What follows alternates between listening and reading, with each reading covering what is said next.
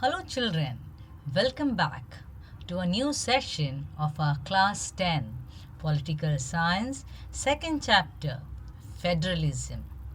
In the previous chapter, we have seen that the vertical division of power among different levels of government is one of the major forms of power sharing in modern democracies. So, in this chapter, we will focus on this form of power sharing, and it is most commonly recognized as federalism. We will be discussing federalism in general terms. Then, in this chapter, we will try to understand the theory and the practice of federalism in India.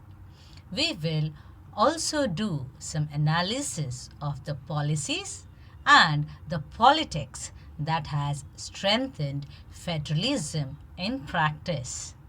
Then at the end, children, we will try to understand about the local government, a new tier, that is a third tier or a third level of Indian federalism. That we will see little later. In this part of the chapter, we will be discussing about what is federalism, in what levels government is divided and how, what are the characteristics of federalism and how it is different from unitary system, what are the objectives of federalism, what are coming together federations and what are holding together federations. But children, before we study these points in detail, we will recall what we did in our previous lesson by understanding the contrast examples of Belgium and Sri Lanka. One of the key changes made in the constitution of Belgium was to reduce the power of the central government and to give these powers to the regional governments. But regional governments existed in Belgium even earlier. They had their roles and powers. But all these powers were given to the governments and could be withdrawn by the central government. The change that took place in 1993 was that the regional governments were given the constitutional powers that were no longer dependent on the central government. Thus, Belgium shifted from the unitary form of government to a federal form of government. Whereas Sri Lanka continues to be for all practice purposes a unitary system where the national government has all the powers. Children, do you know even today the Tamil leaders want Sri Lanka to become a federal system? The word federalism is derived from the Latin word fides, which means a compact or an agreement. We can define the word federalism as a system of government in which the power is divided between a central authority and various constituent units of the country. Like if you take an example of your own school, you have your principal as the head of the school. We can assume him or her as the central authority. Then the power is divided to various class teachers of the school. We can assume them as the constituent units of the country. I hope, children, it is very easy to understand the division of power now with this example. Now, though only 25 countries of the world out of 193 have federal political system, that is, all the red marked ones, their citizens make up 40% of the world's population. Most of the countries of the world are federations. That is, they follow a federal form of government. Now, through this web diagram, you can understand that basically federalism has two levels. That is, the central government and the state government. The power is distributed or divided among them. Now, both the levels or the tiers of the government enjoys the power independent of each other. So, what is a federation? A federation has two levels of government. One is the government for the entire country, that is usually responsible for a few subjects of common national interests. The others are the governments at the levels of provinces, or we can say states, that look after much of the day-to-day administrations of their state. But both these levels of the governments, they enjoy their power independent of each other. And children, that is what we have seen when we try to understand in the web diagram also. So children, like you can see here defense force. Yes, so that is the responsibility of the central government. So the central government takes care of like overseas finance and commerce, national defense, foreign affairs and laws, and so on, right? Whereas the state takes care of the educational department of the state, the road constructions, the police of the state, and so on. Clear, children? So this is how the power is, or the work is distributed among the different levels of the government. In this way, federations are contrasted with the unitary governments. Under the unitary system, either there is only one level of government, or the subdivisions are subordinate to the central government.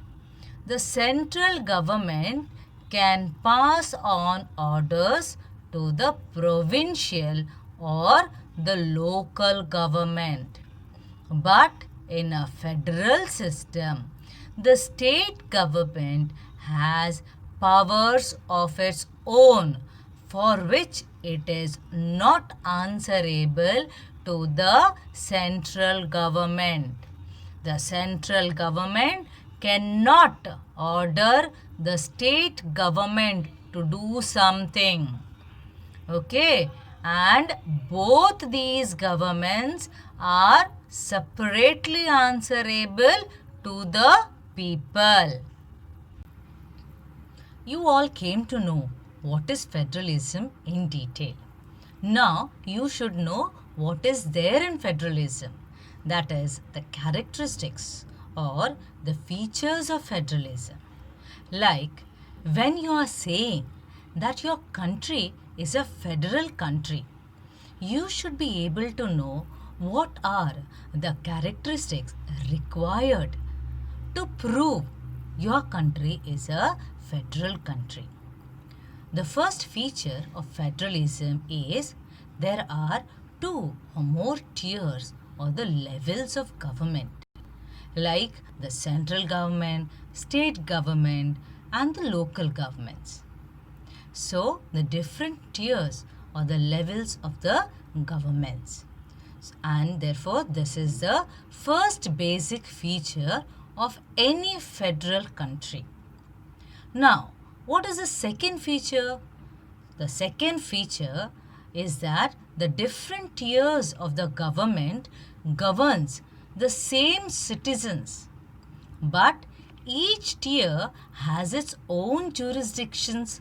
For example, if you are living in a country like India and you are also living in a state like Maharashtra, therefore you are a same person living in Maharashtra and India as well. That is, you are a part of Maharashtra as a state and you are also a part of India as a country. Thus, you have to follow the rules and the laws of Maharashtra as a citizen of a state, and you have to follow the rules and the laws of India as well as a citizen of a country. Hence, different tiers of government governs the same citizen. That is the central government and the state government. But each has its own jurisdictions, that is limitations. That is, which issues of yours will be governed by which government. Like the taxation, your foreign affairs, etc. will be governed by the central government, and the issues regarding police, school, etc. will be governed by the state government. So understand, children? Third feature of federalism is that the jurisdiction of the respective levels or the tiers of the government are specified in the Constitution. This is necessary to remove the conflicts between any level of the government in the lawmaking process. So, the authority and the existence of each tier is constitutionally guaranteed. That is, how much power or authority which government has. It has been given in the Constitution. Now, the fourth feature is that the fundamental provisions of the Constitution cannot be unilaterally changed by one level of the government. Such changes requires the consent of both the levels of government. For example, your goods and service tax, when it was introduced, that is your GST, when it was introduced by the central government in the country, in order to implement it in the states, it had to take the approval of the state governments as well, which means that to bring any changes in the fundamental provisions, both the levels should agree for the change. Next feature is that the courts have the power to interpret the Constitution and the powers of different levels of the government, that is to tell which government has how much power and what levels of power as per the constitution. This right is given only to the courts. Now, in the previous chapter, if you remember children of power sharing, when we were studying about legislative, executive, judiciary, what did we see there? We saw that the judiciary keeps a check on the power of the executives. That is the check and the balance, right? Same way in the federal system of the government, court keeps a check and control over the central and the state government. That is, the higher court acts as an umpire if the disputes, that is, arises, we can say, between the two states, between state and local, between the central and the state government, right? So, different levels of the government in exercise of their respective powers, right? So, the court plays a role of umpire. Then the sixth feature is the source of revenue for each levels of government are clearly specified to ensure its financial autonomy, that is financial independence. The last feature of the federal system of government is the dual objective, or the two objectives of the federal system. The first one is to safeguard and promote the unity of the country, and at the same time, secondly, to accommodate the regional diversity. For example, children, in India, the culture or the language of South India is different from that you find in northern part of India. Similarly, what culture or religion you find in west part of India is different than that in the eastern part of India, right? But still, they all come under one roof, and that is accommodation of regional diversity, and that is why India is said to be a diversified country. Therefore, two aspects are crucial for the institutions and the practice of federalism. Governments at different levels should agree to some rules of power sharing. They should also trust that each would abide or follow by its parts of agreements. An ideal federal system has both aspects. They are mutual trust and agreement to live together. Children, the exact balance of power between the central and the state government varies from one federation or federalism to the another. Now, this balance mainly depends upon the historical context in which the federation is formed. Now, there are two types, or the roots of federation is formed, and they are the coming together federation and holding together federation. The first one is the coming together federation. When many independent states come together on their own to form a bigger unit, like for example, your Punjab, Uttar Pradesh, Karnataka, Maharashtra, and many other states, we can take an example. They are all independent states. Now, all these states, they come together and form a bigger unit. And therefore, this forms a federation. Understand? And it is called as coming together federation. That is, all the independent states come together and form a bigger federation or we can say a union is formed. Children, by pooling sovereignty and retaining identity, they increase their security. Now, what does this mean? Children, we all know the meaning of sovereignty. We have studied in the previous classes also what is meant by sovereignty.